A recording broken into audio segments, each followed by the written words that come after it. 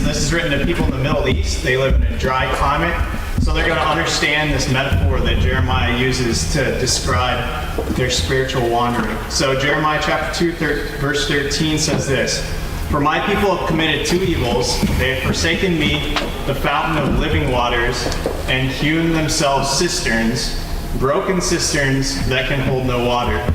So you might be like, what on earth is a cistern? What's he talking about here? It was a common practice in that day to dig one of these cisterns. A cistern is just a hole in the ground. They would dig it out and they would plaster with clay and then cover it. During the rainy season, rainwater would flow into the cistern, and then they could use that water throughout the drier part of the seasons.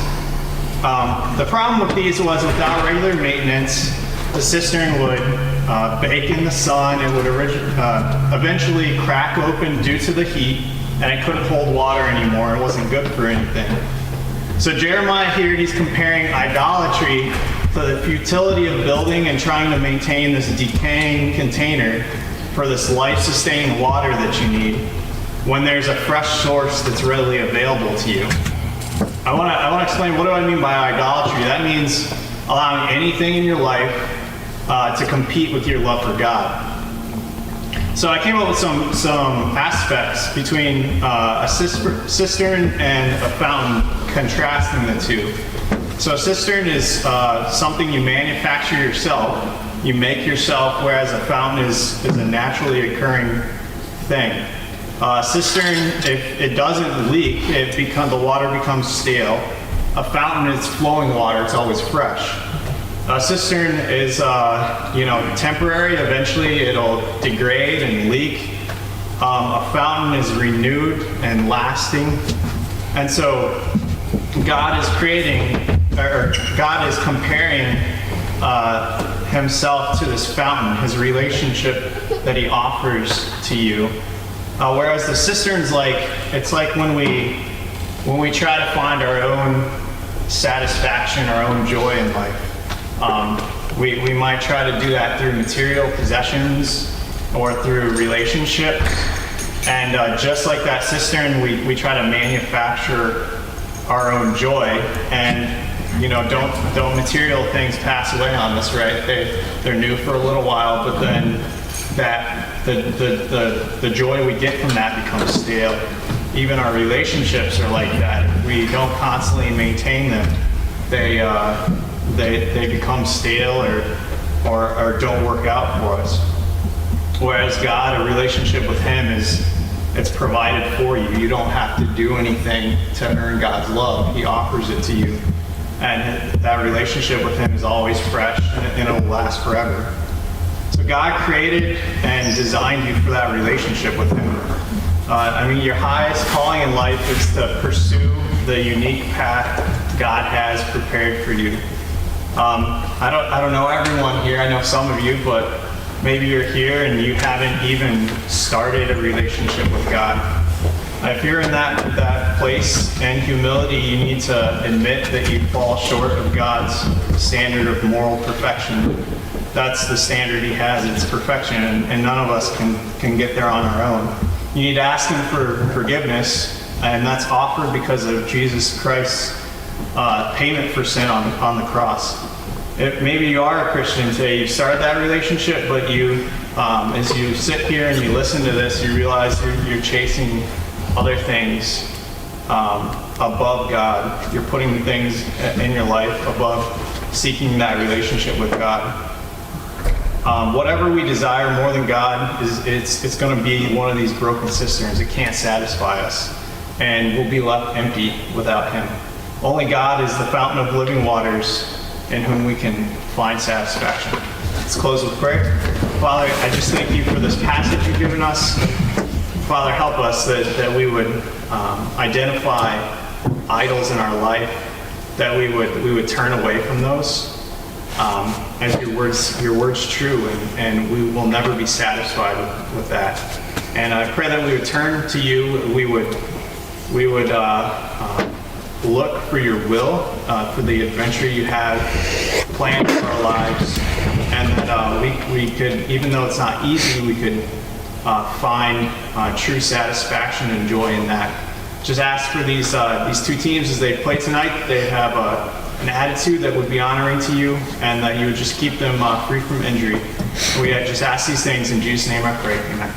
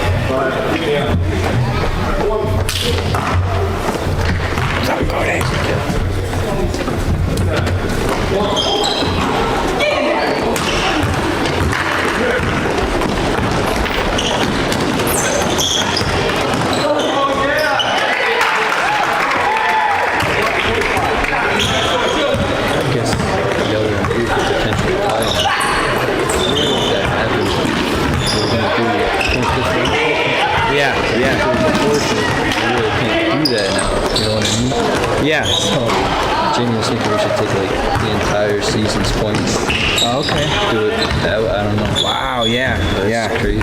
It is. Yellow just like all of a sudden it's just making a run at the end. They still gotta win. They both still gotta win both of their next games to tie. Okay. Okay. It's looking like they're probably gonna have. Yeah.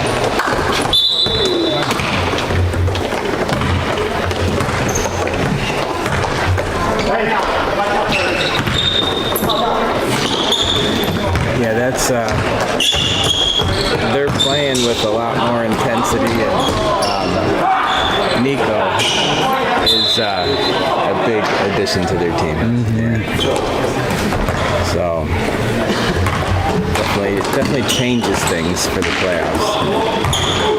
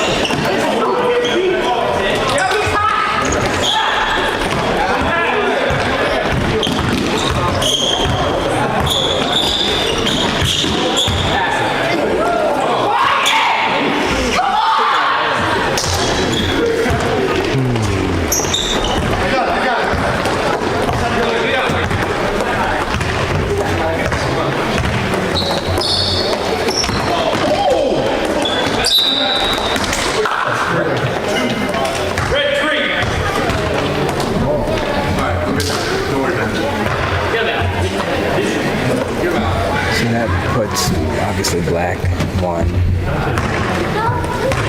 You guys are pink too. It'd be us, between us and Pink, we'll have the point differential on them. Yep. Pink would be 3, and it'd be a tie between blue and yellow. Yeah.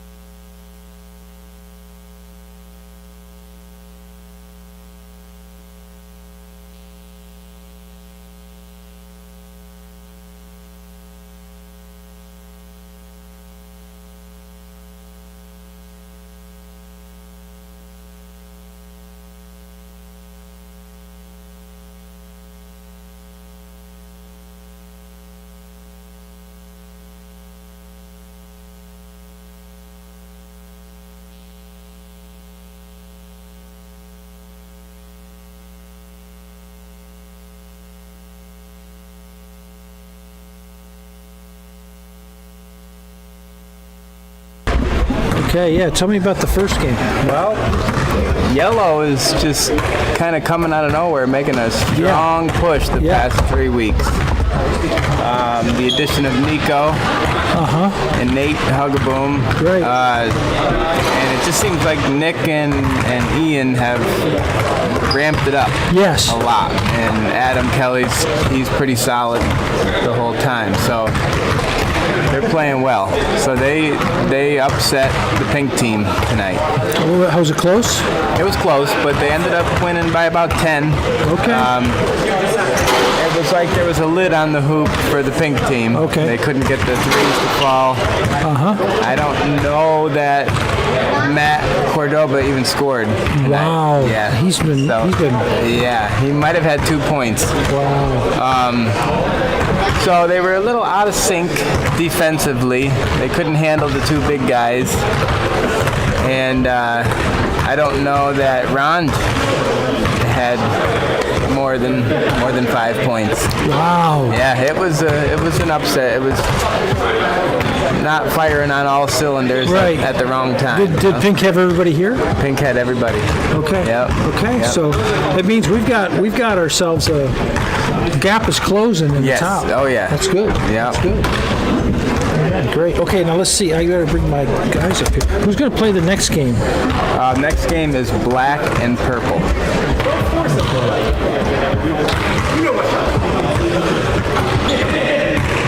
I gotta get my glasses.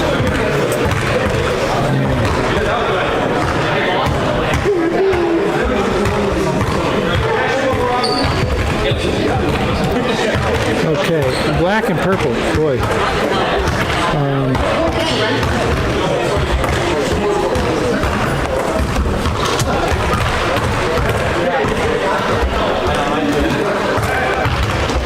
Okay, what I may do is see if I can help Molly, because she's got to clean up over there. We're kind of the hosts Okay. for this game. And what's happened in the first half is it looks like Red just kind of came out and dominated. Yeah, they're just hitting threes, and Green is half staff tonight. They only got 5, so no subs. Oh, wow. But they're not able to defensively hang with them, and not putting enough points on the board offensively. Right. How about rebounding? This last week was a huge problem. Yeah, same. Yeah, well, Red's got a couple good players here that can play. Pete's having a good game though. I believe he has 9 points. Good. Yeah, 9 of the 15, and he's playing good defense, making good passes. Good. Kevy started off a little cold tonight, so I'm expecting more from him in the second half. Right, yeah. I saw him at the end of the first there, just kind of missing the layup, which isn't like him. He normally Yeah. finishes. Okay. Well, I will get over to the other side here, but good. I'll try to hopefully get that. Okay. All right, got the mic out.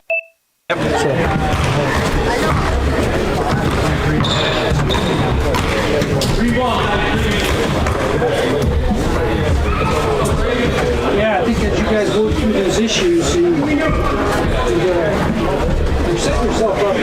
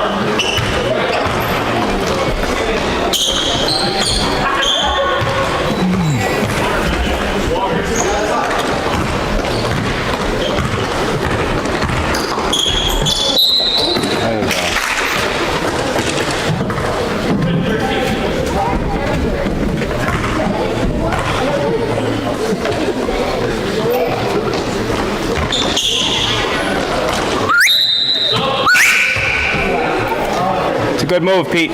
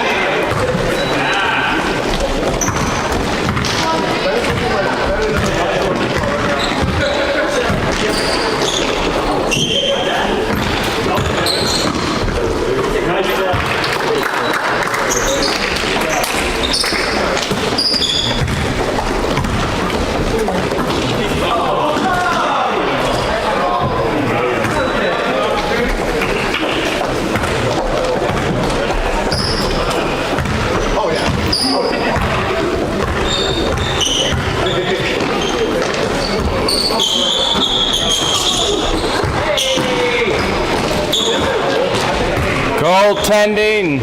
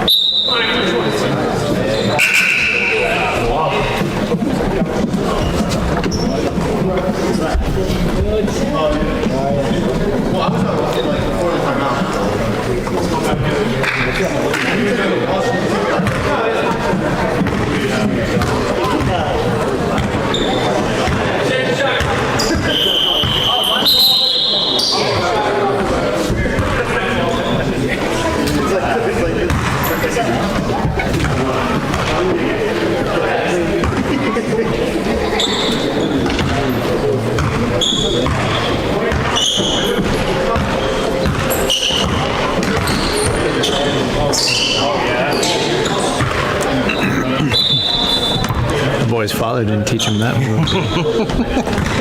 Not that one.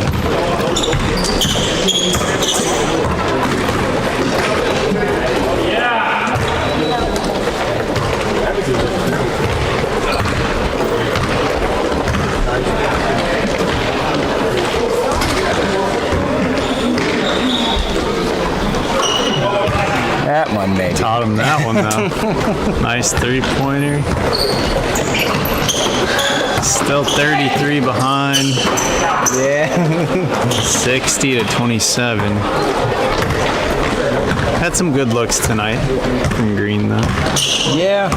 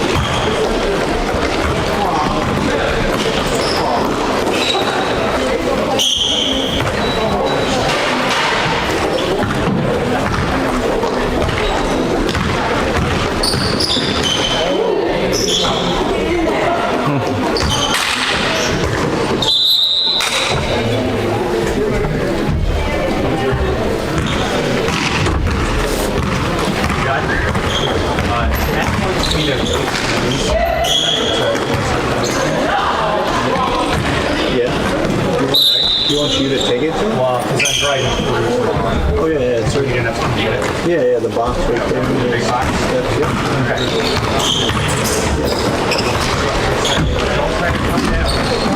Okay.